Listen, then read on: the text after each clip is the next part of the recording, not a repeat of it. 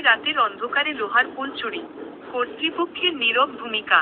বরগুনা জেলার বামনা উপজেলায় সরকারি লোহার পুল চুরি করে বিক্রি করার অভিযোগ উঠেছে এক যুবদল নেতার বিরুদ্ধে। কর্তৃপক্ষের নীরব ভূমিকায় উদ্বেগ প্রকাশ করেছেন সচেতন মহল। গত 1 মাস আগে পুল চুরির ঘটনা ঘটলেও কর্তৃপক্ষের কার্যকর ও দৃশ্যমান কোন ব্যবস্থা না নেওয়ার কারণে ধরাছোঁয়ার বাইরে রয়েছেন অপরাধীরা। অন্যদিকে সন্দেহ সৃষ্টি হচ্ছে, চুরি হওয়া মালামাল উদ্ধারে সংশ্লিষ্টদের গাফিলতি ও উদাসীনতায় লাখ লাখ টাকা গচ্ছা যাবে সরকারের।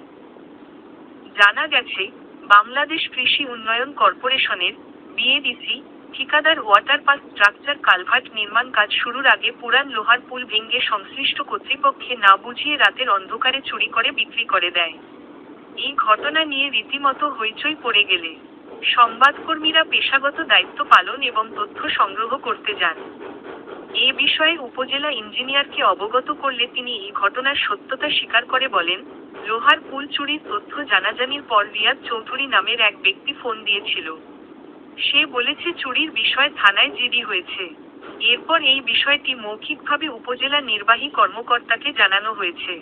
জিডির কপি আপনি পেয়েছেন কিনা জানতে চাইলে ইঞ্জিনিয়ার এই প্রতিবেদককে বলেন, না আমি কোন জিডির কপি পাইনি। সরকারি মালামাল চুরি বিষয়ে দাপ্তরিক কোনো ব্যবস্থা নিয়েছেন কিনা জানতে চাইলে তিনি বলেন, এখনো নেওয়া হয়নি। বর্তমানে চুরির ঘটনাকে ধামাচাপা দেওয়ার জন্য বিভিন্ন মহলে জোর তদবির চালাচ্ছে।